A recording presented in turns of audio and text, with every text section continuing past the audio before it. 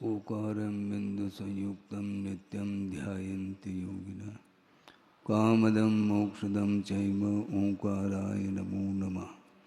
अविरल शब्दगणौग प्रक्षालित सकलभूतलकलङ्का मणिविरपार्षदतीर्था सरस्वतीर्तनोद्धुरितम् अज्ञानतिमिरान्धानां ज्ञानाञ्जनशलाकया चक्षुरुन्मीलितं येन तस्मै श्रीगुरुवे नमः। परम गुरुभ्यो नमः परम्पराचार्यगुरुभ्यो नमः। सकलकलशविध्वंसकं श्रेयसां परिवर्धकं धर्मसम्बन्धकं भव्यजीवमनप्रतिबोधकारकमिदं शास्त्रं श्री तत्त्वार्थसूत्रनामधेयम्।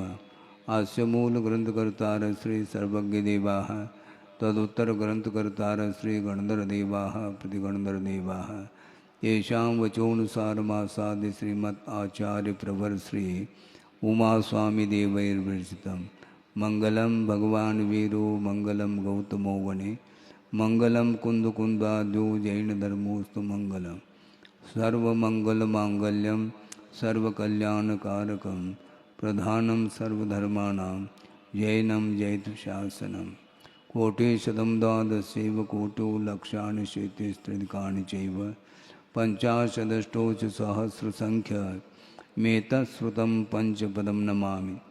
अरहंत भासयत्तं गणहर देवे गन्त्ययं सम्मं प्रणमामि भक्तजुत्तो सुम्नानमहो वहिं शिरसा इच्छामि बन्ते सुदभक्ति कंसो गोदस्सालोचे अंगुवंगपयनय पावड़य परियम सुत्तपड़मान वोगपोगय चूलिया जैव सुत्तथय तुइदम कायम सैनिचकल मंचे में पूजे में वंदामि नमं सामि दुख कहो गम को भोइलाओ सुगय गमनम समाय मरणम जनगुण संपत्ति होद मध्यम अथो अपराणिक स्वाध्याय वेलायाम श्रीमद आचार्य भक्ति कायु सर्गम करोगे।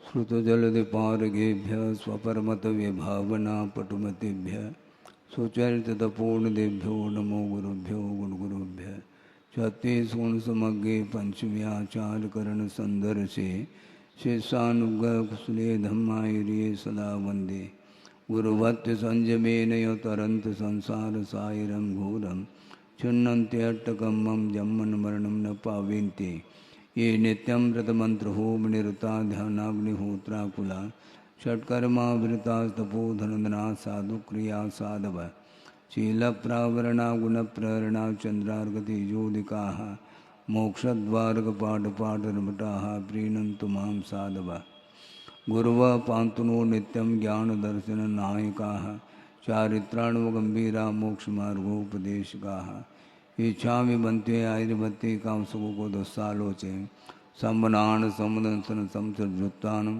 पंचव्याचाराणाम् आयुर्यानम् आयारादि स्मृणानुपदेशानं वज्झायानं तिरेन गुणपालुरयानं सौसानं सैनिचकलमंचे में पूजे में वंदामि नमं सामि दुःखको कमको भोइलाओ सुगय गमनम समाय मरणम जनगुण संपत्ति होद मध्यम मोक्ष मार्गस्य नेतारं भेतारं कर्म भूव्रतां ज्ञातारं विश्वतत्त्वानां वन्दे तद्गुणलब्धे।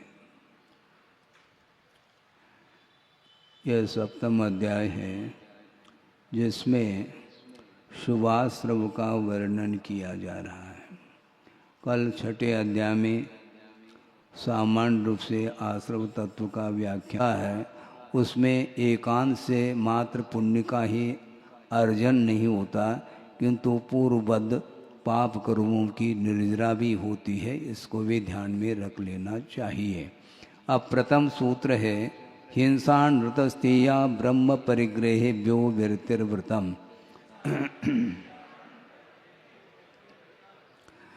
हिंसा अनृत अर्थात असत्य और स्तेय अर्थात चोरी, अभ्रम और परिग्रह, इनसे दूर रहने का नाम व्रत माना जाता है। इन पांचों पापों से जो दूर रहता है वह व्रती माना जाता है। अभिसंधिकृत नियमः व्रतम, इस प्रकार टीकाकार ने और स्पष्ट किया है। संकल्प पूर्वक जो नियम लिया जाता है, व्रत को अंगीकार किया जाता है, वही व्रत माना जाता है। बिना संकल्प लिए यदि मान लो आप कुछ धार्मिक कार्य कर भी रहे हैं तो भी वह व्रत के अंतर्गत नहीं आता है, क्योंकि संकल्प आपने लिया नहीं। संकल्प का बहुत बड़ा महत्व है, क्योंकि बिना संकल्प के निर्जरा नहीं होती है। मान लो किसी ने नमक का त्याग किया नहीं, किंतु ले नहीं रहा है। जब ले नहीं रहे हैं तो संकल्प लेने में क्या दिक्कत हो रही है?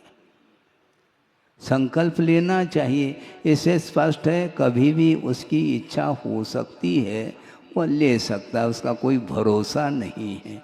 इसलिए स्पष्ट कर रहे हैं, 5 पापों का त्याग जो होता है वह संकल्प पूर्वक होता है। बिना संकल्प लिए यदि मान लो कोई आप कार्य कर रहे हैं तो तत्संबंधी निर्जरा आदि संभव नहीं, ऐसा कहने का तात्पर्य है। यह करने योग्य है, यह नहीं करने योग्य, ये जो ऐसा जो संकल्प लिया जाता है वह व्रत के अंतर्गत आ जाता है। तो इस प्रकार हिंसा, झूठ, चोरी, अभ्रम और परिग्रह, इन 5 पापों से संकल्प पूर्वक दूर रहना यह व्रत माना जाता है। किंतु वह 5 पापों के त्याग के रूप में जो व्रत है वह पात्र के अपेक्षा से 2 भागों में विभाजित हो जाता है। देश सर्वतोन महति, यानी एक देश 5 पापों का त्याग करना, यानी हिंसा आदि जो 5 पाप हैं इनको स्थूल रूप से वह त्याग करता है, जिसका नाम देश व्रत अथवा अनुव्रत माना जाता है। और पूर्ण रूप से जो त्याग करता है 5 पापों का, उसका नाम महाव्रत की संज्ञा है।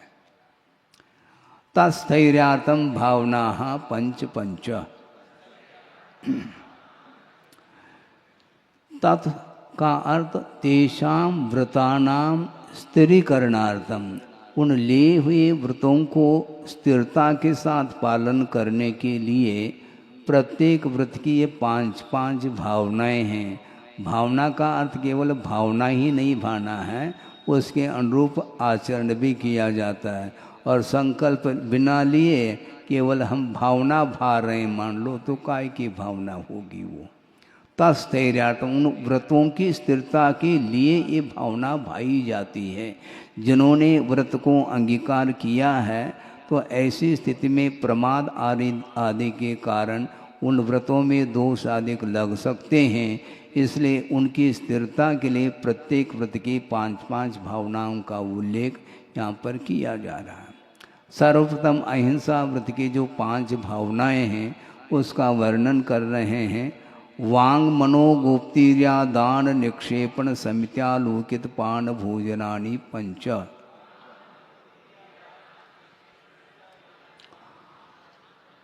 अहिंसा व्रत को पालन करना है तो वचन गुप्ति, मनोगुप्ति, काय गुप्ति को नहीं लिया, क्योंकि प्रवृत्ति हमें करनी है इसलिए काय गुप्ति नहीं ली, किंतु ईर्या समिति, आदान निक्षेपण समिति और आलोकित पान भोजन, इस प्रकार ये अहिंसा व्रत की 5 भावनाएं हैं। वांग मुक्त गुप्ति का अर्थ ये आगे 9वें अध्याय में और स्पष्ट किया कि गुप्ति का अर्थ निग्रह नहीं लेना। निग्रह यदि लेंगे तो 14 गुणस्थान में जिस प्रकार अयोगी हो जाते हैं ऐसे पहले ही हो जाएंगे अपन। ऐसा नहीं, गुप्ति का अर्थ स्वच्छंद प्रवृत्ति को रोकने का नाम गुप्ति कहा है। स्वच्छंद जो अपनी इच्छा के अनुरूप जो प्रवृत्ति होती है उसके माध्यम से ही 5 पापों का अर्जन होता है। इसलिए स्वच्छंद प्रवृत्ति को रोकने का नाम यहाँ पर मनोगुप्ति है, वचन गुप्ति है। और मनोगुप्ति का अर्थ बैठे बैठे मन के माध्यम से जो प्रवृत्ति हो रही है, जो स्वच्छंदता पूर्वक उस प्रवृत्ति को भी रोकना, ये मनोगुप्ति है। क्योंकि इसके माध्यम से भाव हिंसा से भी हम बच पाएंगे। द्रव्य हिंसा तो मान लो अपने द्वारा नहीं हो रही है, किंतु बैठे बैठे जो विपरीत विचार मन में आ रहे हैं, दूसरे के अहित को लेकर के भी मन में भाव आदि आ सकते हैं, उनको रोकने का नाम ही यहाँ पर मनोगुप्ति है। और चार हाथ देख करके गमन आदि करना ये ईर्ष्या समिति है। और जो उपकरण अधिक हैं उनका ग्रहण करना और रखना जो होता है वह समिति पूर्वक होता है, इसलिए आदान निक्षेपण समिति का पालन होता है। और आलोकित पान भोजन का अर्थ प्रकाश में, प्रकाश का अर्थ सनलाइट लेना, मून लाइट नहीं लेना। रात में भी लाइट है ना महाराज, रात में भोजन कर सकते हैं क्या? नहीं। रात में इसलिए निषेध किया है कि दिन में सूर्य प्रकाश के माध्यम से वातावरण प्रासुक होता है और अपेक्षाकृत जीवों की उत्पत्ति कम होती है, और अवलोकन करने से उनकी विराधना से हम बच पाएंगे। और रात्र में आर्द्रता ज़्यादा होने के कारण जीवोत्पत्ति अधिक मात्रा में होती है, इसलिए उसका निषेध किया गया है। इस प्रकार ये अहिंसा व्रत की ये 5 भावनाएं हैं। क्रोध लोभ भीरुत्व हास्य प्रत्याख्याना निर्वीच भाषणम च पंच।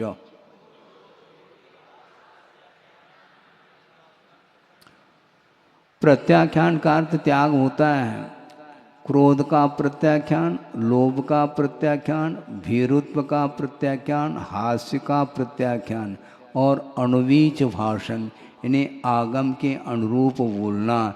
निर्वध्य अनुभाषणम अणुवीच भाषणम ऐसा कहा।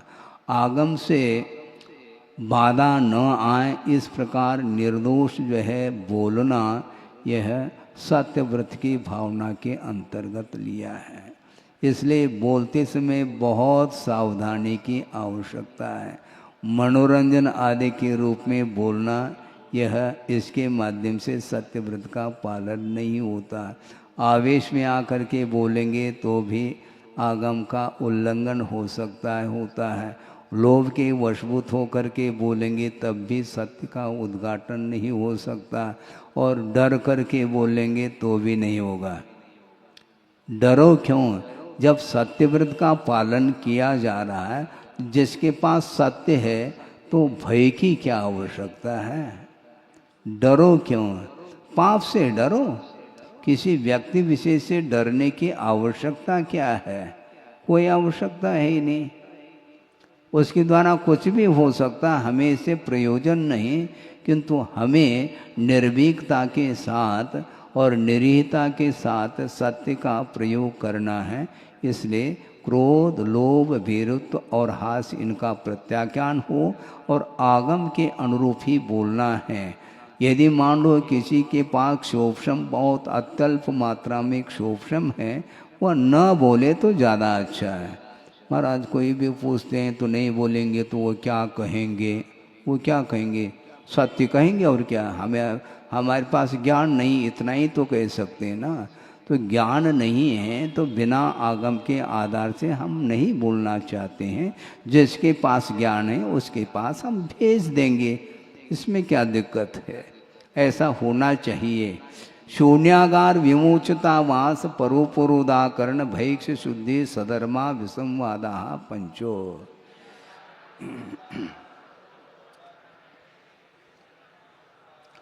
ये अचौर व्रत की ये 5 भावनाएं हैं। व्रत लेने के उपरांत व्रतों का जब पालन किया जाता है उस समय ये सारी बातें ध्यान में रखना होता है। यदि नहीं है तो वो दोष लग रहे हैं क्या, व्रत पल रहे हैं, इसका कोई भी भाव भाषण नहीं हो पाता। शून्यागार का अर्थ है गिरी है, गुफा है, तरु के कोटर है, इनमें निवास करना ये शून्यागार माना जाता है। और वर्तमान में इस प्रकार इन स्थानों में जा कर के साधना करने की क्षमता नहीं होने के कारण आवास जो बने हुए हैं, जो दान के रूप में जिन्होंने आवास दान प्रश्रय दान किया है, वहाँ पर जा कर के रहने में कोई बाधा नहीं, क्योंकि उसके साथ किसी का कोई स्वामित्व नहीं है। इस अपेक्षा से परकीयेषु विमोचितेषु आवास, दूसरे ने उस स्थान को छोड़ दिया है तो वहाँ पर जा कर के भी रह सकते हैं, उसका कोई स्वामित्व नहीं है, रहने में कोई बाधा नहीं। किंतु इसके साथ परोपरोधाकरण, दूसरा कोई रह रहा है उसको रहने से रोकना नहीं चाहिए। मान लो आप जहाँ पर रहते हैं प्रतिदिन, वहाँ पर आकर के दूसरा कोई बैठ रहा है तो उस समय जो व्रती होगा उसको इस प्रकार नहीं कह सकता कि मैं प्रतिदिन यहाँ पर बैठता हूँ, तुम क्यों बैठ गए, ऐसा नहीं। हाँ आइए, आप बैठिए, मुझे कहीं भी और अन्यत्र स्थान मिल सकता है, बैठ जाएंगे। उसमें अवरोध उत्पन्न नहीं होना चाहिए। दूसरे को अपने स्थान में बैठने से यदि रोकते हैं तो अचौर्य व्रत में दोष आता है। हाँ, आप आइए, क्योंकि उसके प्रति हमारा कोई स्वामित्व नहीं है, आप आइए, आप दूसरी जगह बैठ सकते हैं, इसमें क्या। नहीं मैं यहीं पर बैठूंगा तो ठीक है, अचौर का पालन करना हो तो करो, नहीं है तो ओम शांति। भय से शुद्धि का अर्थ ये है आचार शास्त्र के अनुरूप भिक्षा वृत्ति रखना, यानी मूलाचार आदि ग्रंथों में श्रवण के लिए अथवा वृत्तियों के लिए आहार आदि ग्रहण करने की जो विधि बताई है उसके अनुरूप ही वह अपनी वृत्ति को रखता है, तो वह अचौर व्रत का पालन कर रहा है। आगम के अनुरूप यदि वह भिक्षा वृत्ति नहीं रखता है तो निश्चित रूप से अचौर व्रत में दोष लगेगा, ये क्लियर है। इसलिए श्रमण लोग कभी भी संकेत नहीं करते हमारे लिए ये आवश्यक है, ये बना दो हमारे लिए, हम अस्वस्थ हो गए हैं इसलिए हमारे लिए ये व्यवस्था आप दे दो। नहीं, वह वैयावृत्ति के रूप में वह करता है, वह उसका कर्तव्य है। हम किसी भी प्रकार से मन वचन काय से उसके प्रति कोई संकेत आदि नहीं दे सकते, नहीं देना चाहिए। गुरुदेव ने एक बार बहुत सूक्ष्म बात कही थी, श्रावक के सामने खांसने लगे, अपने आप उसको ज्ञात हो जाए कि महाराज को खांसी लग रही है, और है बहुत भारी समस्या, खांसते क्यों हो, खांसी नहीं भी आ रही तो खांसोगे तो निश्चित रूप से वो काली बनेगी, इसमें क्या दिक्कत है। फिर यही तो है, ये कुशलता पूर्वक अपना वह कार्य कर लेता है, जबकि ऐसा नहीं करना चाहिए। इसके उपरांत भी मान लो किसी के माध्यम से उसको जानकारी मिलती है और वैयावृत्ति की अपेक्षा से वह कर लेता है सेवा आदि, तो वह अलग विषय है, किंतु मन में भाव नहीं रखना। मम इदम तव इदम, इस प्रकार सधर्मी के साधर्मी के बीच में विसंवाद नहीं करना। मम इदम, मैं जो कह रहा हूँ इसको सुनो, तुम्हारे के अनुरूप हम नहीं चलेंगे। वो कहता है कि आपकी बात को हम नहीं मानना चाहते। भैया नहीं मानना चाहते हैं तो हमारा आग्रह नहीं है, हाँ, क्योंकि प्रत्येक व्यक्ति जब स्वतंत्र है तो एक दूसरे के प्रति आग्रह क्यों करें, अनुग्रह कर लो, कोई बाधा नहीं है। और अनुग्रह भी उसके ऊपर किया जाता है जो चाहें, हम आपको अनुग्रहित कर रहे हैं, वो चाहे तब वो 10 बार बोले कि महाराज हमें अनुग्रहित करो, हाँ ठीक है, आगम के अनुरूप हम कर सकते हैं। इसको बोलते नहीं, उसमें बाध्यता यदि है तो निश्चित रूप से वहाँ पर अचौर व्रत पलने वाला नहीं, भावों की भी चोरी हो सकती है, ये कहा गया है। किसी दूसरे की धारणा को हम परिवर्तित करना चाहते हैं, मान लो जबरदस्ती, वह भी चोरी के अंतर्गत आ सकता है। यदि वह स्वयं सुधरना चाहता है कि महाराज हमारे पास क्षोभशम नहीं है, आगम का ज्ञान नहीं है, इसलिए आगम के अनुरूप हम चर्या का पालन करना चाहते हैं, इसलिए आप हमारे लिए अनुग्रहित करिएगा, इस प्रकार वह विनीत भाव के साथ आकर के यदि मान लो बोलता है तो उसके लिए किया जा सकता है, इसमें बाधा नहीं। अब अचौर व्रत की 5 भावनाएं: स्त्री राकता श्रवण, तन मनोहरांग निरीक्षण, पूर्व रतानुस्मरण, व्रश्रेष्ठ रस और स्वशरीर संस्कार त्यागा 5।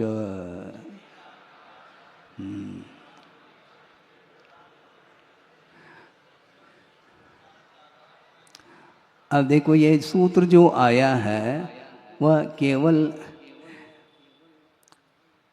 पुरुष के लिए इंगित करता है, किंतु कथन किसी अपेक्षा से किया जा सकता है।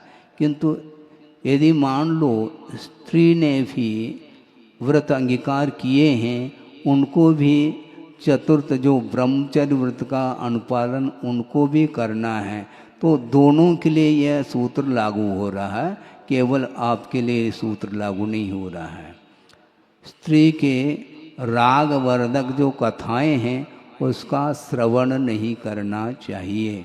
यदि आप ब्रह्मचर्य व्रत को अखंडित रखना चाहते हैं तो, और तन मनोहरांग निरीक्षण, उनके मनोहर अंगों का निरीक्षण अवलोकन आदि नहीं करना। ये त्याग शब्द प्रत्येक साथ जोड़ देना, यानी स्त्री राकता श्रवण का त्याग, उनके मनोहर अंगों पंगों के निरीक्षण का त्याग, और इसके साथ पूर्व रतानुस्मरण। अभी तो छोड़ दिया है, किंतु पहले जिनके साथ संबंध रखते थे उसका अनुस्मरण का भी त्याग करो, ऐसा कह रहे हैं। जो पीछे पहले जब गृहस्थाश्रम में थे, मान लो कोई विवाहित भी हो सकता है जिसके साथ उसका संबंध था, अब संबंध तो छोड़ दिया किंतु उसका अनुस्मरण भी नहीं करना।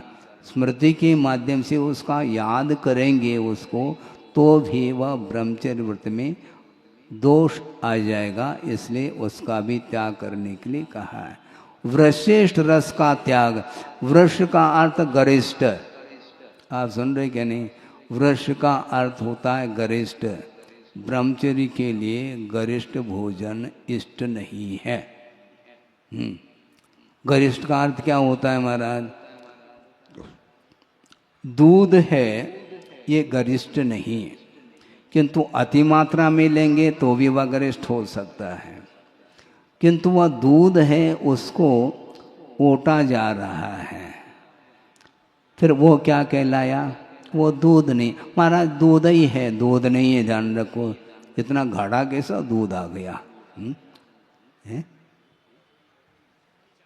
हाँ, महाराज कह रहे हैं कि दूध की चटनी वो रबड़ी है, वो ले के अंतर्गत आता है, वो पेय नहीं माना जाएगा। दूध का पान, दुग्ध पान, रबड़ी का पान नहीं होता, रबड़ी को तो चाटा जाता है, इसलिए वह गरिष्ठ के अंतर्गत आता है। रबड़ी है, मावा है, आदि आदि और भी इससे बने हुए जो पदार्थ हैं, पकवान आदि, वो सारे के सारे गरिष्ठ के अंतर्गत आते हैं। महाराज इसको ले लो आप। दाता तो बिल्कुल, हाँ, वो उसकी भावना है, अलौल्य गुण है, किंतु पात्र को भी सोचना चाहिए। पात्र के पास भी विवेक गुण आना चाहिए कि किन वस्तुओं के सेवन करने से अपने व्रत निर्दोष पल सकते हैं। तो इस प्रकार वश अर्थात गरिष्ठ का त्याग और इष्ट का त्याग। इष्ट का त्याग क्या? जिसके बिना भोजन उतरे नहीं है। सोचो विचार को, जिसके बिना भोजन भा नहीं रहा है, गरिष्ठ भी है तो वह नहीं भाता, क्योंकि वह इष्ट नहीं। और इष्ट कोई भी वस्तु हो सकती है, उसके बिना वह भोजन नहीं भा रहा है, उसका त्याग करने के लिए कहा है। अन्यथा इष्ट का अर्थ क्या है हमें बता दो। महाराज ये तो बहुत कठिन है। कठिन तो है, हाँ ये बात अलग है। मान लो स्वास्थ्य की अपेक्षा आरोग्य की दृष्टि से कोई भी सुपाच्य वस्तु का सेवन किया जा रहा है, उसको यहाँ पर ग्रहण नहीं कर रहे हैं, किंतु उसके प्रति जो आसक्ति है उसको दूर करने की अपेक्षा से इष्ट का भी परित्याग किया जा सकता है, करना चाहिए। मान लो हरी मिर्ची भी हो सकती है, नींबू भी हो सकता, कुछ भी हो सकता है, इसमें क्या दिक्कत है। इष्ट यदि है, क्योंकि उसके बिना भोजन लिया नहीं जा रहा है, इसलिए वह उसके लिए इष्ट माना जाता, उसका त्याग करने के लिए कहा है। दूसरी बात यह है कि इष्ट वस्तु के लेने से ही डाइट बढ़ जाता है। डाइट जो बढ़ता है, फुल डाइट जिसको बोलते हैं, वह बिना इसके संभव नहीं। मान लो बिना रस के नीरस यदि भोजन करेंगे तो निश्चित रूप से डाइट में अंतर आएगा। वो फुल डाइट लेने में बहुत उसको कठिनाई जाती है, लेकिन कहा तो है इसमें इस प्रकार ये। और अंतिम ये है स्व शरीर संस्कार, अपने शरीर को अब संस्कारित नहीं करेंगे। अनेक प्रकार के सुगंधित पदार्थों के माध्यम से शरीर को संस्कारित करना, ये ब्रह्मचर्य व्रत में दोष आता है। इस प्रकार ये 5 भावनाएं मानी जाती हैं। मनोज्ञा मनोज्ञेन्द्रिय विषय राग द्वेष वर्जनानि 5। इसमें तो सब आ गया। ये अपरिग्रह व्रत की जो 5 भावनाएं हैं, इसमें मनोज्ञ और अमनोज्ञ यानी इष्ट और अनिष्ट के रूप में 5 इंद्रियों के जो विषय हैं, उनमें राग देश को छोड़ने के लिए कहा जा रहा है। और राग होगा तो निश्चित रूप से वह सेवन करने में आएगा, और द्वेष होगा तो सेवन किया नहीं जा रहा है। महाराज हम कैसे छोड़ें? अच्छा, अनिष्ट पदार्थ को कैसे छोड़ रहे हैं आप? उसमें किसी ने आपको प्रशिक्षण नहीं दिया और अपने आप छोड़ते चले जा रहे हैं। और इष्ट पदार्थों को छोड़ने के लिए हम कैसे छोड़ें, ये पूछा जा रहा है। अब सोचो आप, हैं? छाया में आकर के बैठ गए, क्योंकि छाया इष्ट है और धूप इष्ट नहीं है, अपने आप छोड़ दिया। उसको छोड़ने के लिए कहा किसने आपको? तो यहाँ पर ये कहा जा रहा है, मनोज्ञ और अमनोज्ञ जितने भी 5 इंद्रियों के विषय हैं, उनके प्रति हर्ष विषाद अथवा राग द्वेषादिक नहीं करना। यदि करते हैं तो अपरिग्रह व्रत में दोष आ सकता है, आता है। इस प्रकार 5 व्रतों के प्रत्येक के 5-5 भावनाओं का वर्णन किया। हिंसादिष्विहा मूत्रापाय वद्य दर्शनम। और ये जो 9वां सूत्र आया है, ये जो 5 पापों के विषय में क्या भावना रखना, जिसके माध्यम से 5 व्रतों का निर्दोष पालन हो सके, इसको भी भावना के रूप में रखा है। यानी हिंसा, झूठ, चोरी, कुशील और परिग्रह, इसके आधार से हानि क्या है ये बताया गया है। यह और अमूत्र, इस लोक और अमूत्र अर्थात परलोक में अपाय देखने में आता है। क्योंकि अपाय का अर्थ इन्होंने ये दिया टीकाकार ने, अभ्युदय अर्थात स्वर्गीय सुख और निःश्रेयस अर्थात मोक्ष सुख, इनको प्राप्त करने में कारणभूत जो क्रियाएं हैं, उन क्रियाओं का विनाश करने वाला जो प्रयोग अर्थात प्रवृत्ति है, उसका नाम अपाय कहा। यानी वह उपाय नहीं, वह अपाय है। और अवध्य अर्थात वह निंदा का पात्र बनता है। 5 पापों में रत रहने वाला जो व्यक्ति है, वह इस लोक में भी और परलोक में भी वह निंदा का पात्र बनता है, वह स्तुति का पात्र नहीं बनता। इस प्रकार विचारना चाहिए। दुख में वा, अथवा ये 5 पाप दुख रूप ही हैं। श्रद्धा तो कम से कम करो। जब दुख रूप हैं तो उन 5 पापों का हम आश्रय क्यों लें? क्योंकि दुख के लिए कारण होने के कारण उन 5 पापों को ही दुख रूप कहा। क्योंकि 5 पाप के माध्यम से ही पाप कर्म का बंध होता है। असाता आदि जो पाप प्रकृतियां बनती हैं, इन 5 पापों के माध्यम से बनती हैं और उसके माध्यम से उसके उदय में दुख उठाना पड़ता है। इसलिए ये 5 पाप किमात्मक हैं, ये दुख रूप हैं, ऐसा विचारना चाहिए। जगत मैत्री प्रमोद कारुण्य माध्यस्थ्यानि च सत्वगुणादिक क्लिश्यमाना विनेयेषु।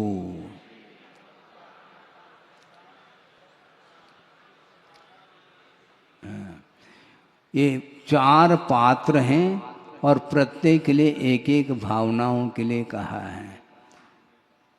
मैत्री भाव किसको बोलते हैं?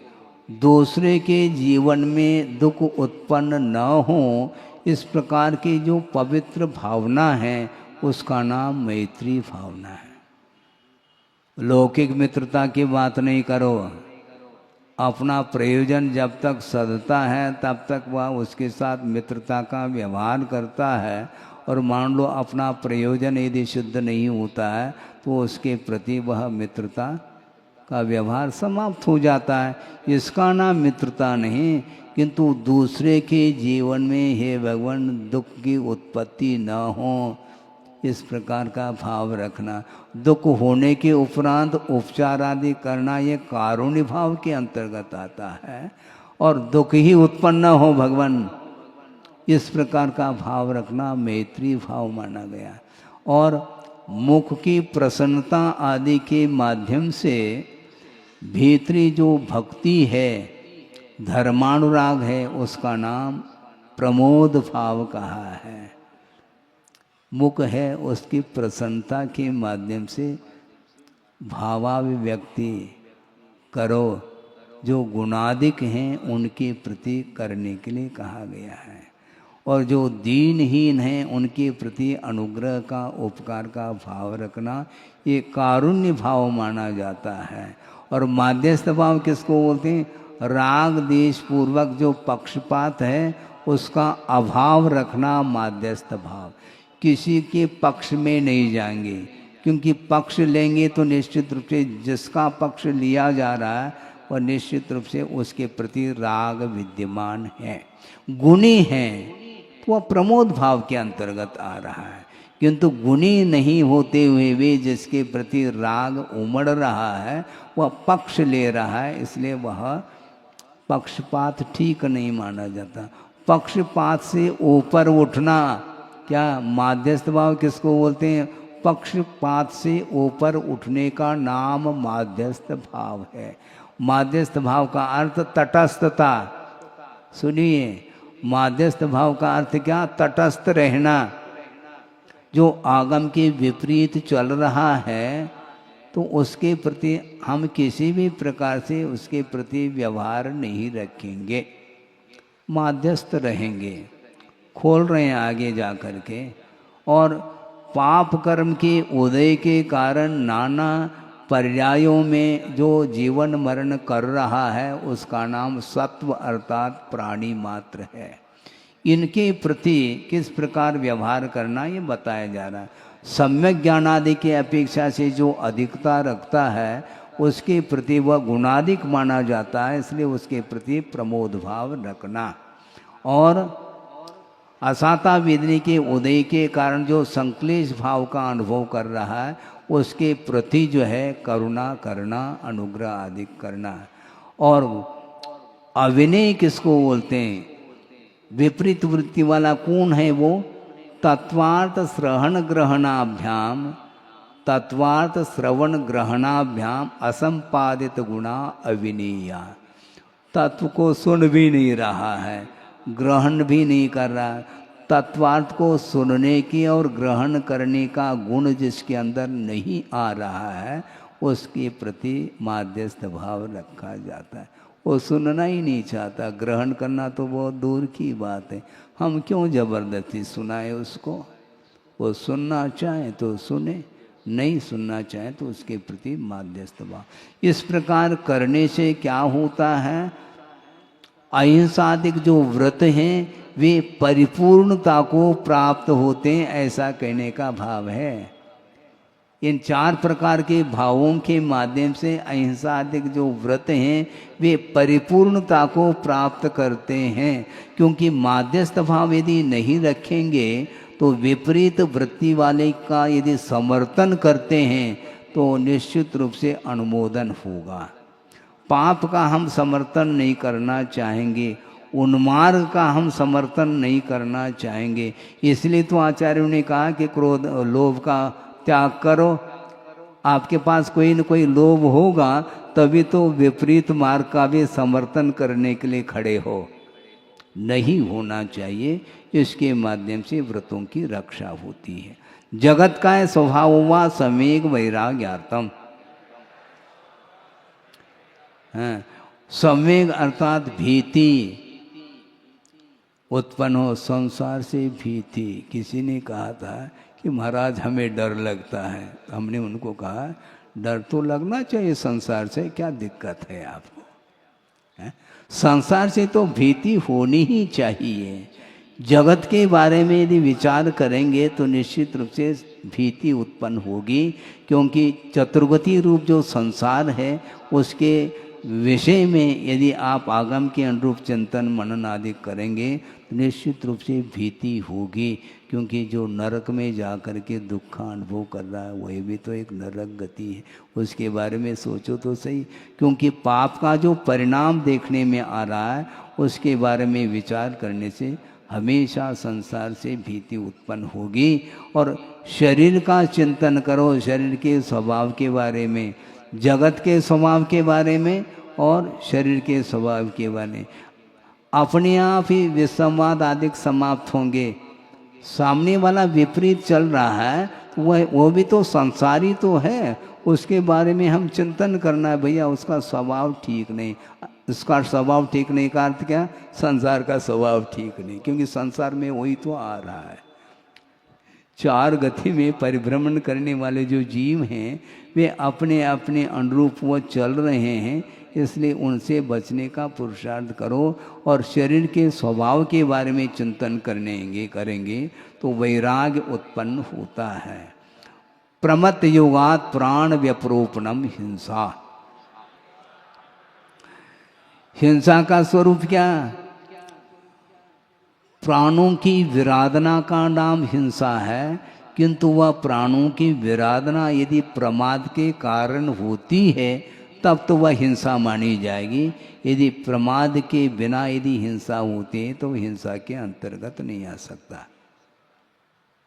यत्नाचार पूर्वक जो प्रवृत्ति कर रहा है इसके बावजूद भी मानो उसके प्रवृत्ति के कारण किसी एकाध जीव की हिंसा होती भी है तब भी तत्संबंधी उसको दोष नहीं लग सकता। क्योंकि वह यत्नाचार पूर्वक प्रवृत्ति कर रहा है। और अयत्नाचार पूर्वक प्रवृत्ति करता है उस अवस्था में यदि मान लो प्राणों की विराधना नहीं भी हुई हो तब भी वह हिंसा का दोष उसको लगता है, ऐसा कहा। इसलिए प्रमाद छोड़ करके प्रवृत्ति करिएगा।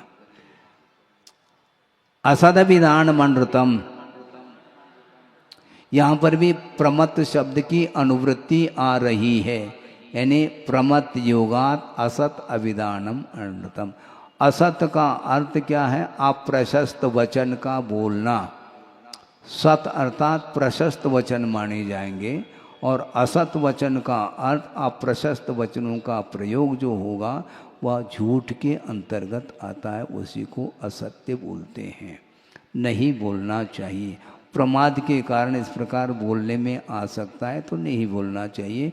इसलिए बोलते समय अलर्ट रहना चाहिए। मैं जो बोल रहा हूँ इसका परिणाम क्या निकलेगा इसके बारे में ध्यान देते हुए वह प्रवृत्ति करता है। जिस प्रकार आप लोग मोबाइल पर बोलते हैं तो निबंध थोड़ी पढ़ते हैं, है, निबंध नहीं पढ़ते, बहु की बिल आ सकता है, उसमें क्या बात होगी। बहुत नपे तोले शब्दों में आप बात करते हैं। उसी प्रकार जो व्रती होता है, श्रवण आदि होते हैं, वह बोलते समय हमेशा सावधानी के साथ आगम के अनुरूप बोलते हैं। अदत्ता दानम स्तेयम, स्तेय का अर्थ चोरी, बिना दी हुई वस्तु का ग्रहण करना। अदत्त आदानम ये अर्थ निकलता है। अदत्त अर्थात बिना दी हुई वस्तु को ग्रहण करने का नाम चोरी है। लेकिन ये ध्यान रखें, जहाँ पर लेन देन का व्यवहार बनता है वहीं पर चोरी का प्रसंग आता है। ऐसा नहीं कि हम प्रति समय योग के माध्यम से कर्मों का ग्रहण भी हो रहा है, नो कर्म का भी ग्रहण हो रहा है, वर्गनाएँ आ रही हैं, तो ऐसी स्थिति में वहाँ पर चोरी हो रही, ऐसा नहीं। लेन देन का वहाँ पर व्यवहार देखने में नहीं आ रहा। जहाँ पर लेन देन का व्यवहार होता है वहाँ पर जो है बिना दी हुई वस्तु को यदि ग्रहण करने का भाव भी रखता है तो भी चोरी। लिया नहीं, उठाने का भाव हो रहा है तो चोरी है वो। क्योंकि कल ही तो पढ़ करके आए हैं, जीवाधिकरण के 108 भेद किए हैं। आपने ग्रहण तो नहीं किया बिना दी हुई वस्तु को, किंतु ग्रहण करने का भाव आ रहा है। भाव आ गया तो चोरी है। मन से तो हो ही गई चोरी। मैथुन ब्रह्म, हाँ, यहाँ पर भी अब्रह्म का अर्थ ही वासना है। इसके विषय में ज़्यादा कथन करने की आवश्यकता नहीं। मूर्छा परिग्रह, आसक्ति का नाम परिग्रह। आसक्ति यदि है तो वह परिग्रह है। पर पदार्थ से प्रभावित होने का नाम परिग्रह है। हाँ, जैसा वस्तु है वैसा जानो ना, प्रभावित क्यों हो रहे हैं आप। प्रभावित होने का नाम ही वहाँ पर मोह आ रहा है। जैसा वस्तु, ये क्या है, ये पेन है, ठीक, बस हो गया काम। ये पेन बहुत अच्छा हो गया ना, उससे प्रभावित हो गए अपन। और क्या अच्छा, और कुछ अभी तो पढ़ कर के आएंगे, मनोज्ञ अमनोज्ञ में हर्ष विषाद नहीं करना, राग द्वेषादिक नहीं करना, ये तो कह करके आए और पुनः कर रहे हैं, तो पुनः वही कर रहे हैं और क्या कर रहे हैं। ये अपरिग्रह व्रत को सुरक्षित रखना बहुत कठिन है। जिसका जैसा स्वरूप है, जो जिस रूप में है जानने योग्य पदार्थ, उसको उसी रूप में जानना, तब तो वह अपरिग्रह महाव्रत अथवा जो भी है वह सुरक्षित रह सकता है। अन्य पदार्थों से हम प्रभावित हो गए तो निश्चित रूप से वहाँ पर अपरिग्रह व्रत में अंतर आएगा।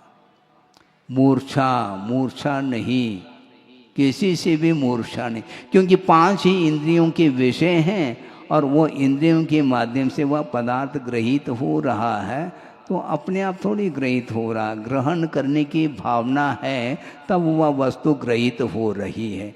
वह पदार्थ नहीं कह रहा है कि मुझे ग्रहण करो, वो ये भी नहीं कह रहा है कि मुझे जानो। हम ही जान रहे हैं और हम ही ग्रहण कर रहे हैं, और उसमें इष्टानिष्ट की परिकल्पना के साथ करते हैं, तो वह अपरिग्रह व्रत नहीं बन सकता, यह परिग्रह माना जाता है। निशल्यो व्रति, व्रति कैसा होता है, शल्य रहित होता है। 5 पापों का त्याग तो किया किंतु शल्य बना हुआ है तो वह व्रति नहीं कहलाता। शल्य कितने प्रकार के महाराज है, मिथ्या शल्य, माया शल्य और निदान शल्य। गुरुदेव ने बहुत अच्छी बात कही थी, शल्य जो होता है वह प्रगाढ़ता का नाम शल्य है। प्रगाढ़ता का नाम शल्य है। माया कर्म का उदय तो आगे भी है, किंतु माया शल्य नहीं हुआ, क्योंकि उसमें प्रगाढ़ता नहीं है। दूसरे को छलने का भाव आ रहा है तो वह शल्य माना जाता है। और निदान शल्य का अर्थ भावी भोगाकांक्षा निदानम कहा। निदान शल्य और निदान ध्यान में बड़ा अंतर है। निदान के 2 भेद किए, एक प्रशस्त निदान, एक अप्रशस्त निदान। अप्रशस्त निदान का नाम ही निदान शल्य है और प्रशस्त निदान का नाम वह निदान ध्यान माना जाता है, जो कि पंचम गुण स्थान तक उसकी सीमा है, उसके बाद नहीं। इस प्रकार माया मिथ्या और निदान शल्य से रहित हो करके व्रतों का जो पालन करता है उसका नाम व्रती ऐसा कहा गया है। अगार इणगारश्च, वह व्रती अगारी और अनगार यानी गृहस्थ यानी श्रावक और अनगार अर्थात श्रवण, इस प्रकार दो भागों में विभाजित होता है। अगार का अर्थ यहाँ पर श्रावक को लिया है, पंचम गुण स्नानवर्ती श्रावक को। अब मान लो किसी ने ग्रह का त्याग कर दिया और वह क्षुल्लक है, एलक है, उसको हम अनगार बोले क्योंकि घर तो छोड़ दिया उसने। अगार का अर्थ ग्रह होता है, घर का परित्याग कर लिया।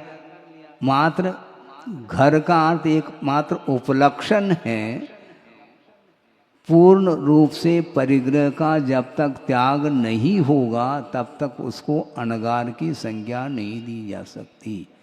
इसलिए अगारी का अर्थ पंचम गुणस्थानवर्ती अनुवृत्ति माना जाता है और अनगार का अर्थ श्रमण माना जाता है। अनुव्रतो गारी, जो अगारी होता है वो क्या होता है? अनुवृत्ति होता है। यानी 5 पापों का उसने स्थूल रूप से त्याग कर दिया है, उसको अनुवृत्ति बोलते हैं, उसी को अगारी कहा है।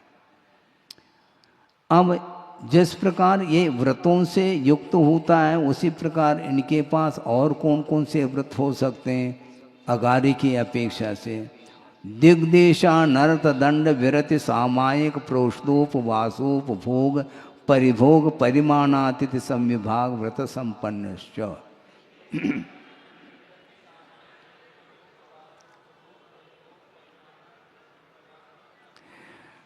दिग्वृत्ति दिशाओं की सीमा, चारों दिशाओं में उसने मर्यादा कर ली। पूर्व पश्चिम दक्षिण उत्तर चारों दिशाओं में मान लो किसी ने मैं 300 किलोमीटर तक जाऊंगा, ऐसी इस प्रकार की मर्यादा उसने खींच ली तो वह दिग्व्रती माना जाएगा। वो मर्यादा के बाहर वह नहीं जा सकता व्यापार आदि की दृष्टि से। इसलिए आचार्य समदवदन महाराज ने उस दिग्व्रती को उपचार से महाव्रती की संज्ञा दी है, क्योंकि मर्यादा के बाहर उसके निमित्त से न सूक्ष्म जीवों की विराधना हो रही, अर्थात न स्थावर जीवों की विराधना हो रही, न त्रस जीवों की विराधना। इस अपेक्षा से उस दिशा के बाहर वह उपचार से महाव्रती कहलाता है।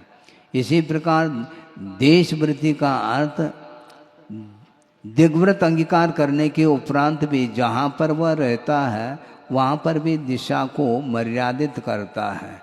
मान लो जबलपुर है तो हम लाडगंज में ही रहेंगे, हनुमान ताल नहीं जाएंगे, मर्यादा खींच ली उसने, क्योंकि वहाँ जाने की आवश्यकता नहीं पड़ रही है। इसलिए कम से कम संकल्प तो ले लें, उसके माध्यम से व्रतों का पालन होता है। वह देशव्रती को भी अपनी मर्यादा के बाहर उसको भी उपचार से महाव्रती की संज्ञा दी गई है। अनर्थ दंड व्रती अर्थात निष्प्रयोजन जो क्रियाएं की जाती हैं उसके माध्यम से अनर्थ घटित होता है, उसके माध्यम से कोई भी प्रयोजन सिद्ध नहीं होता। सामायिक अर्थ तो स्पष्ट ही है, आर ध्यान रौद्र ध्यान से मुक्त हो करके सभी प्रकार के पापों से मुक्त हो करके एक काल की मर्यादा को लेकर के वह पंच परमेष्टि की आराधना आदि करने में वह लग जाता है, जिसका नाम सामायिक बोलते हैं।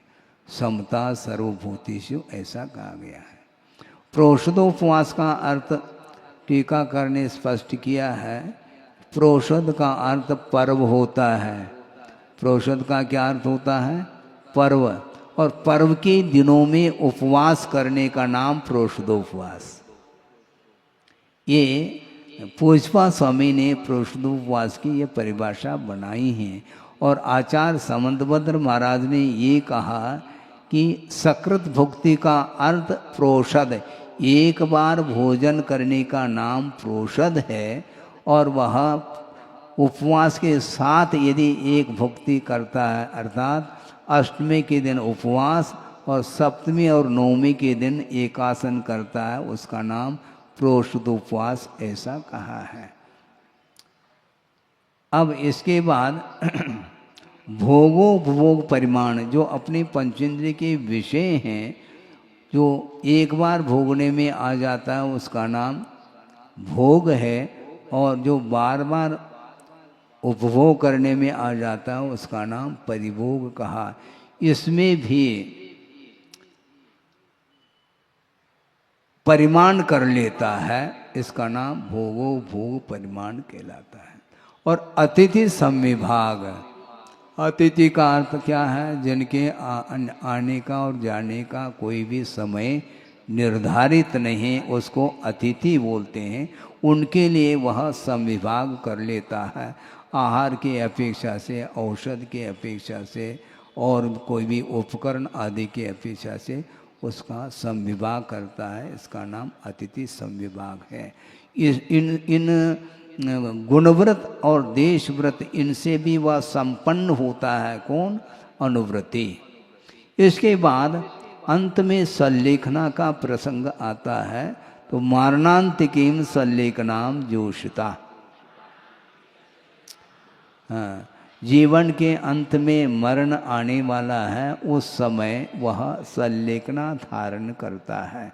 जोषिता शब्द का प्रयोग किया, अर्थात वह सल्लेखना को प्रीति पूर्वक वह स्वीकारता है। यदि उसके अंदर सल्लेखना धारण करने के लिए उत्साह नहीं है, प्रीति नहीं है, तो उसकी सल्लेखना कराई नहीं जा सकती। यदि प्रीति स्वयं व उत्साहित है तो सल्लेखना अपने आप ही उसके द्वारा होगी। वह मारणांतिकीम सल्लेखनाम जोषिता, ऐसा। और ये सल्लेखना के लिए बहुत सारे कारण पड़ सकते हैं।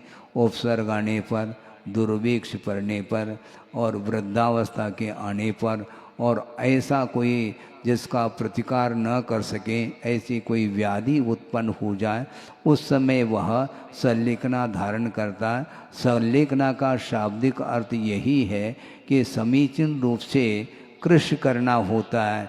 किसको कृश किया जाता है? शरीर को कृश किया जाता है, और कषाय को भी कृश किया जाता है। इस प्रकार कषाय सल्लेखना और काय सल्लेखना के अपेक्षा से ये सल्लेखना का प्रकरण यहाँ पर वर्णन किया गया है। अब इसके बाद अतिचारों का नंबर आ गया।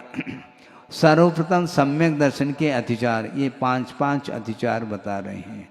शंका, कांक्षा, विचिकित्सा, निदृष्टि, प्रशंसा, संस्तवाह, सम्यक दृष्टिरतिचाराः।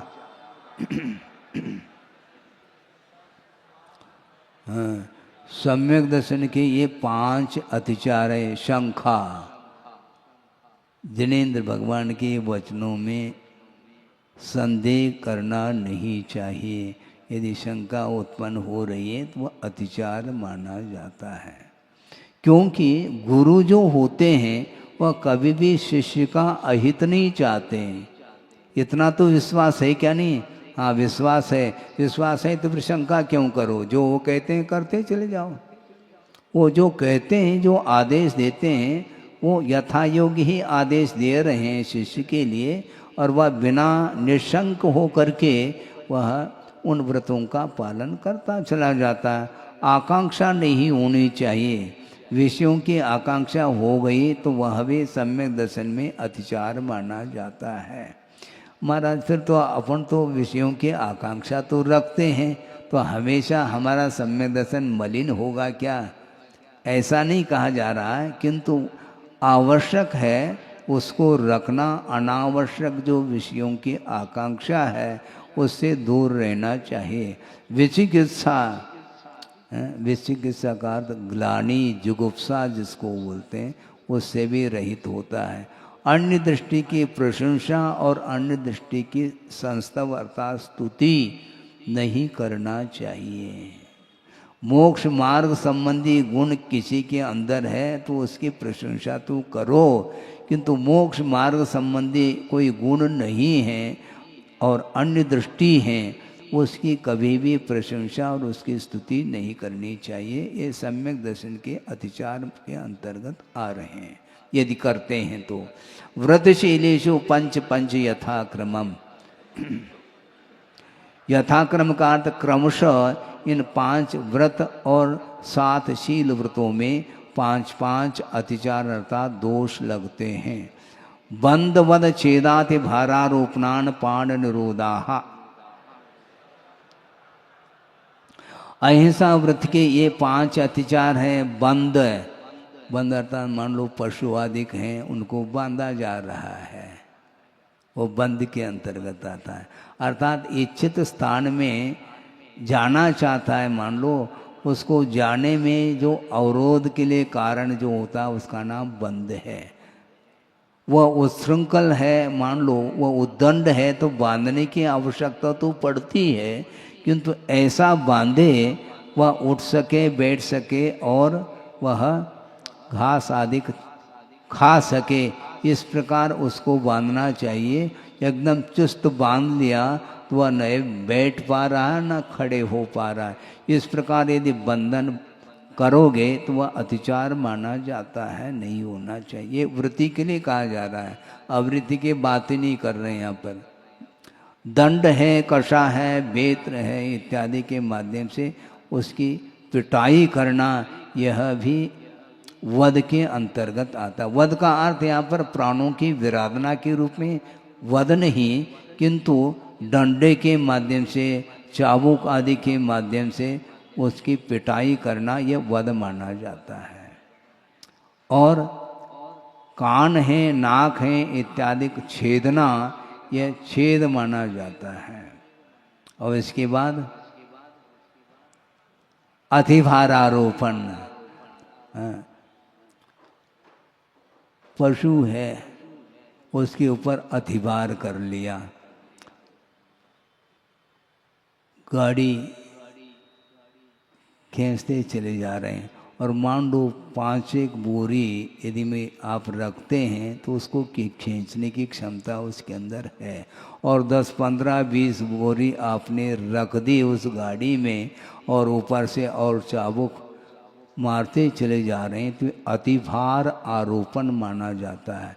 और गुरुदेव ने ये भी बात कही थी, ये अतिभार आरोपण मात्र पशुओं के लिए ही नहीं, सुनिए, ये मात्र पशुओं के लिए नहीं, किंतु नौकर चाकर इत्यादि के अपेक्षा से भी अतिभार नहीं होना चाहिए।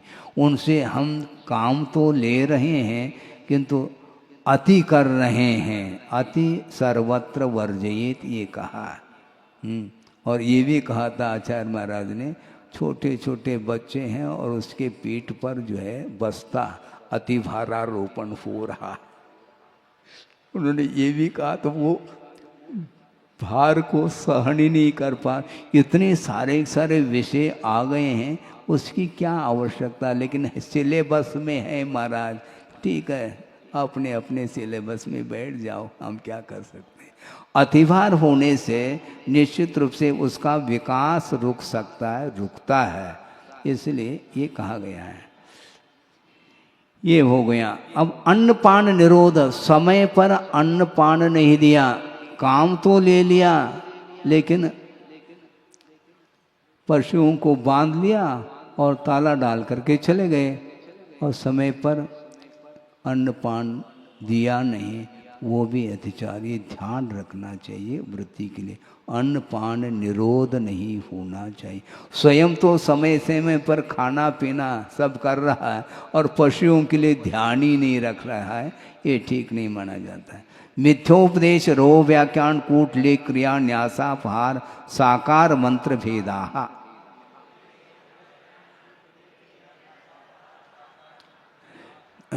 विपरीत उपदेश देने का नाम मिथ्योपदेश है, उन्मार्ग का उपदेश नहीं देना चाहिए। रोहो व्याख्यान यानी रहस्य का उद्घाटन नहीं करना चाहिए।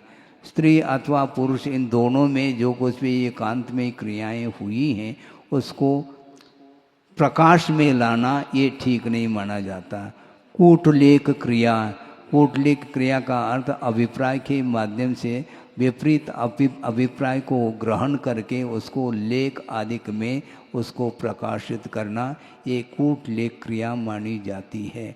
न्यासापहार, मान लो विश्वस्त है आप, इसलिए एक व्यक्ति आया, मैं बाहर जा रहा हूँ और ये 1,00,000 रुपए हैं और आपके पास रखना चाहता हूँ, जब मैं आ जाऊँगा तब दे देना, इस प्रकार वह कह रहा है। मान लो 10 लाख रख दिया और वो चला गया। महीने 2 महीने बाद आ गया और वो बता रहा, पूछ रहा, क्यों आपके पास तो हमने 5 लाख रखा था ना, 5 लाख वो दे दो। हाँ बहुत अच्छा, ले लो। जबकि 10 लाख दिया था उसने, 5 लाख क्या कर दिया, डकार लिया उसने यानी खा लिया पी लिया और क्या। जबकि वह व्रती यदि है तो भैया आपने 10 लाख रखा था, इसलिए आप भूल गए हैं, विस्मरण हुआ, इसलिए 10 लाख ले लो, ये कहना चाहिए। नहीं है तो वो अतिचार तो है ही है। साकार मंत्र भेद, साकार मंत्र भेद का क्या अर्थ लिया?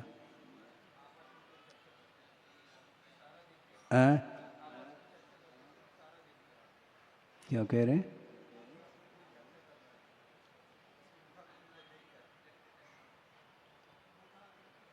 कौन सा सूत्र है ये? हाँ 26वां सूत्र है।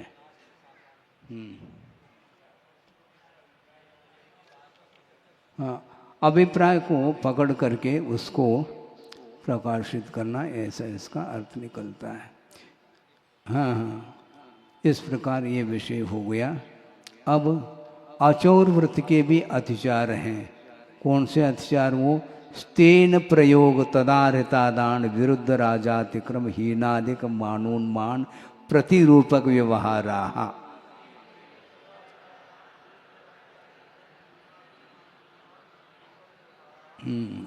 वह स्वयं चोरी तो नहीं कर रहा है, व्रती है इसलिए, किंतु कोई चोरी करने के लिए वह प्रेरित करता है, वो भी नहीं करना चाहिए।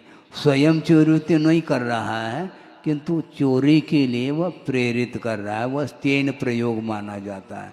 और मान लो चोरी करके कोई माल लाया है तो उसको ग्रहण करना, कम कीमत में ले जा रहा है, बेच रहा है, आया है तो बहुत अच्छी बात है, और ग्रहण कर रहा है तो तदाहृता दान नाम का वह दोष माना जाता है। विरुद्ध राजातिक्रम, राज की जो कानून है उसका उल्लंघन करके कुछ कार्य करता है, वह विरुद्ध राजातिक्रम माना जाता है।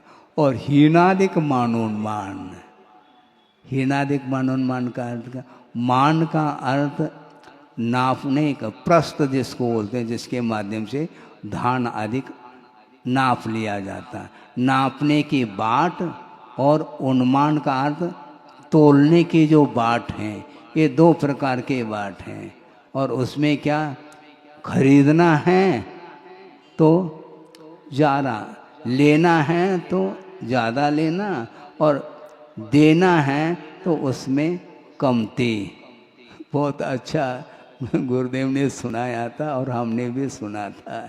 बहुत पुराना वह प्रसंग है। कुंडलपुर में सरवार सिद्धि की वाचना चल रही थी और श्रावक लोग भी बैठे थे। उसमें से एक व्यक्ति जो छिंदवाड़ा के थे, उन्होंने कहा, महाराज हीनादिक मानोन्मान को लेकर के एक प्रसंग याद आ रहा है। गुरुदेव ने कहा, सुनाओ क्या है? अब वो देना है तो कम दिया जाना, थोड़ा देंगे, और लेना है तो वह अच्छे, दोनों प्रकार के बाँट अलग अलग हैं। तो उन्होंने क्या कहा था कि छोटी बहू, ये प्रशिक्षण दिया था, छोटी बहू तो ये कही है, छोटी बहू कहते ही छोटे नाप तोल लेकर के आएगी वो, और बड़ी बहू कहेंगे तो बड़े नाप तोल को लेकर के आती थी वो, उसको प्रशिक्षण दिया गया था। बहू तो ये कही है, दो है ही नहीं वहाँ पर, उसको प्रशिक्षण दिया था। छोटी वो कहते ही समझ जाती थी, वो बाट और तोल जो है ना छोटे छोटे लेकर के आती थी। लेना है तो बड़ी बहू और देना है तो वो बहू छोटी हो गई वो। गुरुदेव को भी बहुत हंसी आई थी उस समय, मुस्कान लिया था। इसको बोलते हैं हीनाधिक मानो, हीन और अधिक। देना है तो हीन देना, अधिक लेना, इस प्रकार ये वृत्ति नहीं कर सकता। और प्रतिरूपक व्यवहार का अर्थ है ये मिलावट, मिलावट का नाम प्रतिरूपक व्यवहार। क्या है? घी में डालडा मिला दी, मिक्सचर, नकली चीज असली में नकली मिला दी या नकली में असली मिला दी, इस प्रकार मिक्सचर करके वह बेच रहा है। ये प्रतिरूपक व्यवहार माना जाता है। ये किसके ये अतिचार हैं? ये अचौर्य व्रत के अतिचार माने जाते हैं। ये सब होता है इसलिए लिखा गया है। पर विवाह करने त्वरिका परिगृहीता परिगृहीता गमनानंग क्रीड़ा काम तीव्राभिनिवेशा।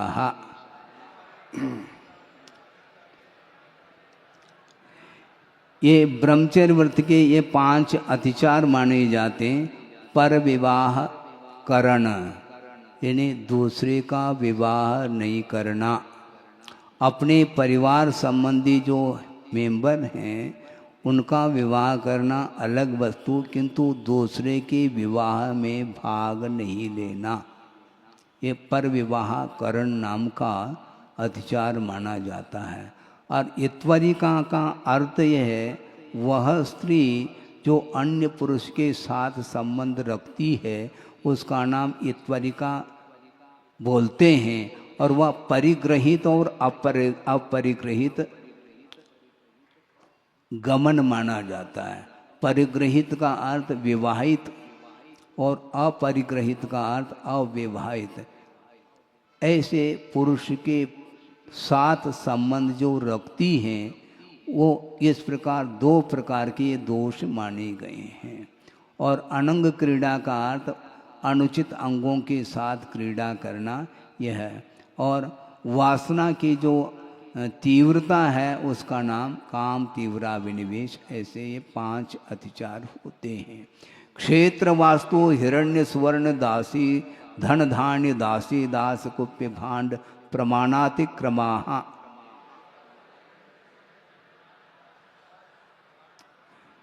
ये 10 प्रकार के बहिरंग परिग्रह हैं। क्षेत्र का अर्थ खेती, वास्तु का अर्थ घर होता है, हिरण्य का अर्थ रुपया पैसा होता है, सुवर्ण तो स्पष्ट ही है, धन गज धन है, गोधन है आदि आदि, इन पशुओं को धन की संज्ञा दी है। धान्य का अर्थ बीज होता है, गेहूँ आदि। और दासी दास का अर्थ नौकर चाकर। कुप्य का अर्थ और किराना जो सामान है उसको कुप्य के अंतर्गत लिया है। और एक भांड शब्द भी आता है, इसमें वह दिया नहीं गया है। जो प्राचीन जो पाठ है उसमें भांड शब्द मिलता है, उसके बिना ये 10 प्रकार के परिग्रह बनते नहीं। इस प्रकार इन 10 प्रकार के परिग्रहों का जो परिमाण किया गया है उसका अतिक्रम कर लेता है, उल्लंघन करता है तो वह दोष माना जाता है। ये ध्यान, क्यों? लोभ के कारण अतिक्रमण का भाव जागृत होता है। प्रॉपर्टी और क्या, और मान लो 10 एकड़ रखा है, जमीन के भाव बढ़ गए, अब क्या करें? अतिक्रमण कर लो, बाद में हम फिर से प्रायश्चित ले लेंगे। और क्या? प्रॉपर्टी, प्रॉपर्टी का अर्थ क्या? टी अर्थात चाय होता है प्रॉपर्टी। हाँ, प्रॉपर्टी जमीन जायदाद को वह उल्लंघन कर रहा है, क्योंकि लोभ सताता है। तो इसी प्रकार उल्लंघन के भाव भी आ जाते हैं। वास्तु अर्थात घर भी उसकी सीमा की है। इन सारे 10 प्रकार के परिग्रहों की सीमा करने के बाद भी उल्लंघन का भाव आ जाता है लोभ के उदीर्णा के कारण। ऊर्ध्वाधस तिर्यक व्यतिक्रम क्षेत्र वृद्धि स्मृत्यंतराधानानि, ये दिग्वृत्त के अतिचार हैं। ऊर्ध्व अतिक्रम, अतिक्रम प्रत्येक साथ जोड़ देना। ऊर्ध्व अतिक्रम सीमा बांधने के उपरांत फ्लाइट से जा रहा है, अतिक्रम हो गया, पर्वत आदि के ऊपर चढ़ गया। आधा अतिक्रम नीचे कूप आदि में चला जाए। तिर्यक अतिक्रम अर्थात सुरंग मार्ग से जा रहा है, उसमें वे अतिक्रम हो गया। और क्षेत्र की वृद्धि, मान लो 300 किलोमीटर रखा था चारों दिशाओं में, बस लालच में अतिक्रम होने लगा। स्मृत्यंतराधान उसको बोलते हैं, उसको ख्याल ही नहीं हमने सीमा कहाँ तक बांधी है, भूल गया तो फिर अब वो भी दोष माना जाता है। इस प्रकार ये दिग्व्रत के 5 अतिचार हैं। आनयन प्रेष प्रयोग शब्द रूपाणपात पुद्गल क्षेपाहा।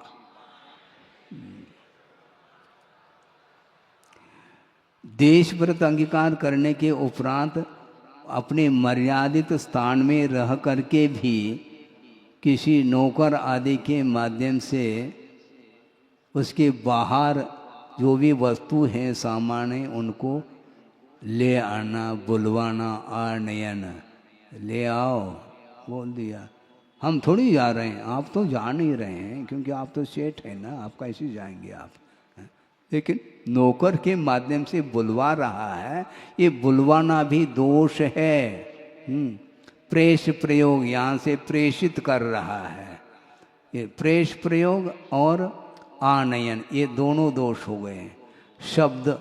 शब्दानुपात बोल करके, और यहाँ पर शब्दानुपात क्या हो रहा है, हलो हलो हो रहा है, ये शब्दानुपात माना जाए। क्योंकि वर्तमान में तो मोबाइल का ज़माना है, उस समय क्या था भगवान ही मालिक, किंतु शब्दानुपात कहा, शब्दों के माध्यम से भी संकेत दे करके कार्य करवाना, ये सारे दोष क्योंकि मर्यादा संकल्प का कृत संकल्प जब प्रतिज्ञाबद्ध हो गए, अब उसमें किसी भी प्रकार से दोष ठीक नहीं। रूपानुपात अपना रूप का प्रदर्शन कर रहा है, क्योंकि शब्दानुपात भी हो रहा है और रूपानुपात भी हो जाएगा। मोबाइल में वह चित्र ही सामने आ रहा है, यहीं बैठे बैठे अमेरिका से वह वार्ता हो रही है। और पुद्गल क्षेप यहाँ बैठे बैठे कंखर आदि के माध्यम से उसको जगा रहा है। वो सोचता है कि कौन है, देख लेगा वो, अच्छा कोई आवश्यकता है इनको, या पहुँच जाता है, क्या आवश्यकता है बता। इस प्रकार ये सारे दोष माने जाते हैं, सूक्ष्म दोष लगते हैं किंतु ये दोष ही हैं। कंदर्प कौत्कुच मौखर्या समीक्षादि कर्णोपभोग परिभोगा नर्तक्यानि, ये अनर्थ दंड व्रत के ये 5 अतिचार है। राग के उद्रेक के साथ वो हास्य मिश्रित अशिष्ट वचनों का प्रयोग करता है तो वह कंदर्प माना जाता है। व्रती को इस प्रकार नहीं करना चाहिए। और वह हास्य मिश्रित अशिष्ट वचनों के प्रयोग के साथ कुछ शरीर के माध्यम से भी कुछ चेष्टाएँ कर लेता है तो वह कौतकुच के अंतर्गत आता है। और धृष्टता के साथ निस्सार सारभूत ने निस्सारभूत वचनों को वो बहुत बोलता रहता, अति मुकुरता जिसको बोलते हैं उसको मौखर्य कहा है। और बिना सोच विचार किए प्रयोजन के बिना भी अधिक जो है भोगोपभोग सामग्री का एकत्रित करना, ये असमीक्ष अधिकरण माना जाता है। ये सारे दोष माने जाते हैं, अनर्थ दंड के अंतर्गत आता है। क्योंकि वह अनर्थ इसलिए कहा, मान लो आपको भोजन के लिए किसी को निमंत्रण दे दिया है 2 व्यक्ति के लिए, और 4 व्यक्ति के योग्य अपने भोजन बना ली, ये अनर्थ हो गया। अब किसको देंगे आप? भोगो भोग अनर्थ के कह रहे हैं, आप हंस क्यों रहे? जो यहाँ जो कहा जा रहा है उसी को तो व्याख्यान किया जा रहा है कि पूर्वा पर विचार किए बिना ये जो कुछ भी कार्य करते हैं उसमें अनर्थ घटित होगा। योग दु प्रणिधाना नादर स्मृति नुपस्थानानि। ये सामायिक व्रत के अतिचार देख लो। मनवचन काय की जो चेष्टा है वह अनुकूल होनी चाहिए, एकाग्र हो करके शरीर को स्थिर रखना चाहिए, वचन को भी स्थिर रखना चाहिए, मन को भी स्थिर रखना चाहिए। नहीं है तो तीनों योग संबंधी अतिचार माने जाते हैं और अनादर है। और भैया 12 बज गया है, बैठो, अब बैठना तो है ही, ये उत्साह नहीं माना जाता है। भोजन के लिए तो उत्साहित हो जाता है और समय का समय आ गया और 12 बज गए, बैठो भैया, बैठना तो है। तो इस प्रकार जो है अनादर का भाव आ सकता है, नहीं आना चाहिए। और समय को ही भूल गए, स्मृति नुपस्थान, स्मरण में नहीं रहा, सामायिक भूल गए, महाराज आप प्रायश्चित दे दो। अब कैसे देंगे प्रायश्चित? देना तो है। तो ये सामायिक के भी अतिचार माने जाते हैं। अप्रत्यवेक्षिता प्रमार्जितो सर्गादान संस्तरोप क्रमणान आदर स्मृति नुपस्थानानि।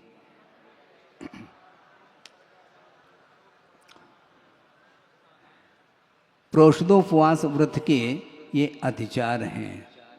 अप्रत्यवेक्षित, अप्रमार्जित वो सर्ग, बिना अवलोकन किए, बिना परिमार्जन किए मल मूत्र आदि का उत्सर्ग करना ये एक दोष माना जाता है। और अप्रत्यवेक्षित अप्रमार्जित आदान यानी उपकरणों का ग्रहण करना, अप्रत्यवेक्षित अप्रमार्जित संस्तरोपक्रमण, वो बिछोना जो बिस्तर इत्यादि है वह बिना अवलोकन किए, बिना परिमार्जन किए और समेटता चला जा रहा है, उसमें विराधना संभव है। बहुत सारे जीव जा सकते हैं, फिर बाद में क्या होगा उसका। और अनादर है, आदर का भाव नहीं रहता है। पूजन आदि करना है तो उसमें आदर भाव नहीं। क्यों? प्रोषदोपवास किया है, और प्रोषदोपवास किया है तब शरीर में क्षमता नहीं, हम क्या करें महाराज? तो क्षमता नहीं है तो लिया भी तो है, लिया है तो उसको उत्साह के साथ करो ना। तो फिर भोजन करने के लिए बैठेंगे उसमें भी अनुत्साह होना चाहिए। फिर पूजन आदि में अनुत्साह करो और भोजन में उसमें उत्साह के साथ करो, ये नहीं होता है। स्मृति नुपस्थान का अर्थ प्रोषदोपवास करना ही भूल गया, तो ये भी अतिचार माना जाता है। सचित संबंध सम्मिश्रा विषवदुपक्वाहारा। सचित आहार यानी अप्रासुक आहार। क्या कहा जा रहा है? अप्रासुक आहार नहीं लेना चाहिए। ये किसके हैं अतिचार? ये भोगोपभोग परिमाण के, हाँ भोगोपभोग परिमाण के। सचित आहार नहीं लेना और सचित संबंध आहार, सचित वस्तु के साथ संबंधित जो आहार है उसको भी नहीं लेना। सचित सम्मिश्र मिला हुआ है, प्रासुक आहार में सचित आहार को मिश्रित करके ले रहा है, वो भी नहीं। अभिषव अर्थात गरिष्ठ आहार, दुपक्व अर्थात अच्छे ढंग से पाक शास्त्र के अनुरूप वह आहार नहीं बना है। और दुपक्व इन्हें अधकच्चा भी रह सकता है और अधिक पका हुआ भी हो सकता है, गुरुदेव ने ये कहा था। वो दोबारा पका रहे हैं मान लो, वो भी ठीक नहीं। सुबह रोटी बनाई थी वो सब ठंडी हो चुकी है, सुबह की रोटी, फिर उसको शाम को उसको चूरा बना करके बघार करके उसको ले लिया, वो दुपक्व आहार माना जाता है। ये सब होता है, इसलिए लिखा गया। ये भोगोपभोग परिमाण व्रत के ये अतिचार माने जाते हैं। प्रोषदोपास नहीं। हाँ, भोगो भोग परिमाण, ठीक है तो है? अब अतिथि संभाग के अतिचार बता रहे हैं। सचित निक्षेपाप विधान पर व्यपदेश मात्सर्य कालातिक्रमा।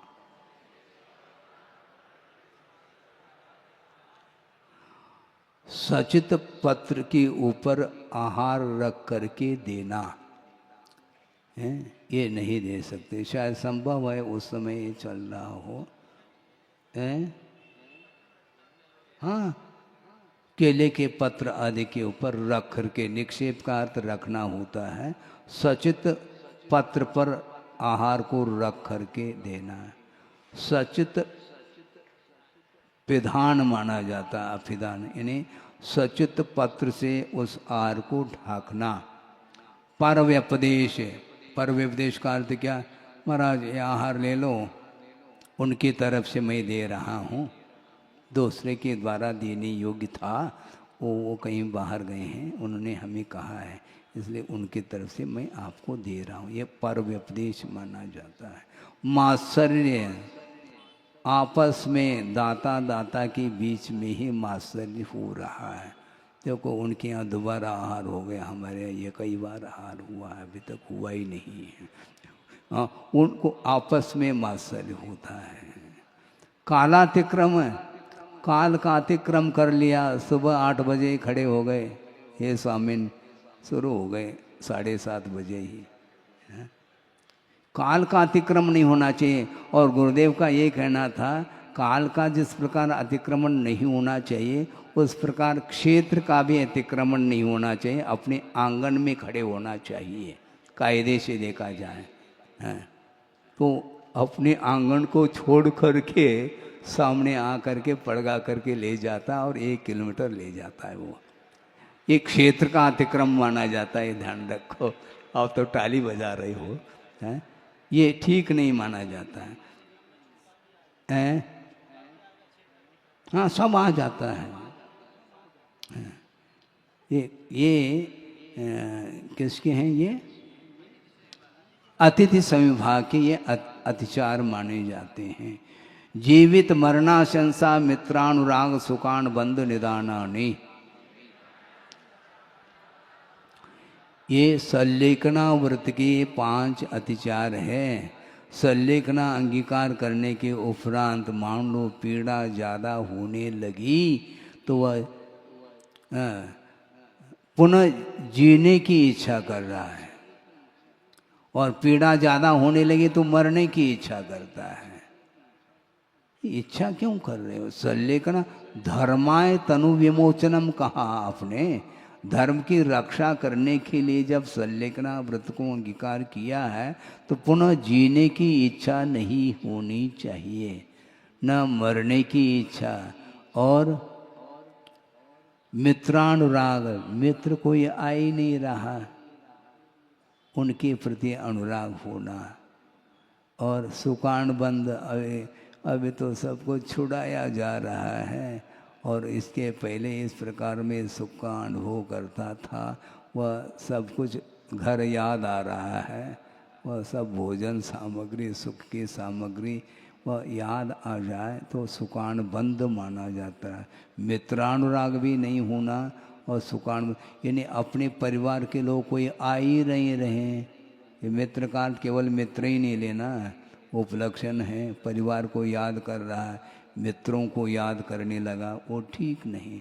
सुकान बंद भी ठीक नहीं। और निदान का अर्थ, हे भगवान, इस तपस्या का, इस सल्लेखना का फल, इस समाधि का फल मुझे स्वर्ग आदि मिल जाए, वैभव आदि मिल जाए, इस प्रकार की आकांक्षा करना ये अतिचार माना जाता है। अनुग्रहार्थम स्वस्यात् सर्गो दानम। दान किसको बोलते हैं? अनुग्रह के लिए, दो परोपकार के लिए स्वस्य अतिसर्ग, अपना अतिसर्ग करना, धन का, दूसरे का नहीं। क्योंकि जो दाता वही माना जाता है जिसके पास द्रव्य होता है, तो वह दाता माना जाता है। लेकिन इसका उल्लंघन हो रहा है। न द्रव्य लिया है उसने, न पड़गान किया है, है न उच्चासन ग्रहण करो ऐसा, नवधा भक्ति नहीं की और द्रव्य भी नहीं, और केवल मन शुद्धि वचन शुद्धि काय शुद्धि। महाराज आहार ले लो, हम इतई के हैं।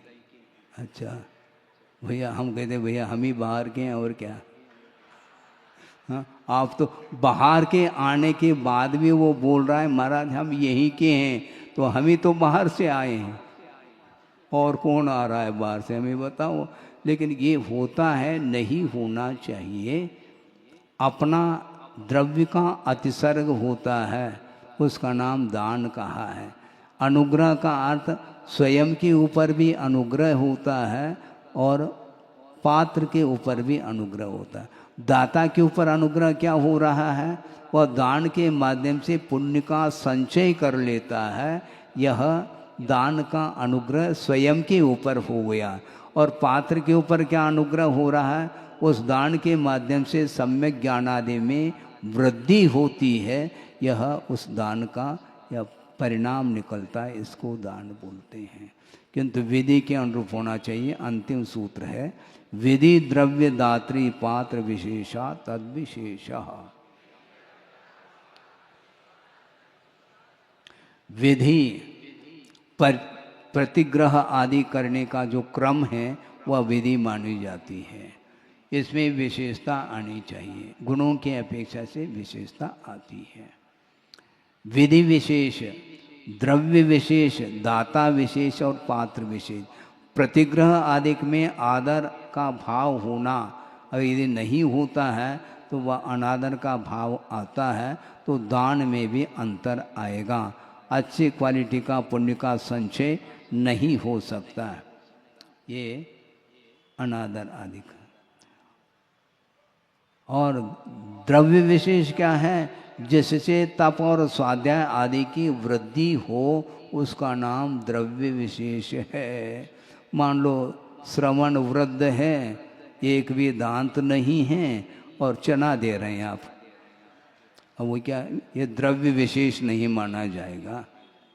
द्रव्य विशेष होना चाहिए। पात्र कौन सा है ये विवेक को रखो। द्रव्य विशेष। और अनुसूया अथवा विषाद आदि का नहीं होना, ये दाता की विशेषता है। संतोष धारण करना चाहिए था, वो नहीं कर पा रहा है। और मोक्ष के कारणभूत जो गुणों से युक्त रहता है वह पात्र माना जाता है, उसी के लिए दान दिया जाता है। इस प्रकार विधि द्रव्य दात्री और पात्र की विशेषता के माध्यम से तद विशेष का अर्थ दान में विशेषता आती है। जिस प्रकार बीज का वपन किया जा रहा है, किंतु जमीन यदि उपजाऊ है तो निश्चित रूप से फसल अच्छे ढंग से आ सकती है। यदि उजड़ जमीन में यदि बीज का वपन करेंगे तो फसल नहीं आ पाती। उसी प्रकार ये विधि विशेषता को लेकर के दान देते हैं तो उसका फल भी उचित रूप से मिल सकता है। इस प्रकार यह सप्तम अध्याय में शुभाश्रव का वर्णन करने वाला यह 7वां अध्याय पूर्ण हो जाता है। बोधि समाधि परिणाम शुद्धि स्वात्मोपलब्धि शिव शोक शुद्धि चिंतामणिम चिंतित वस्तुदाने पावंद मानस्य ममास्तु देवी। परम पूजाचार्य गुरुवर श्री विद्यासागर जी मुनि महाराज की जय।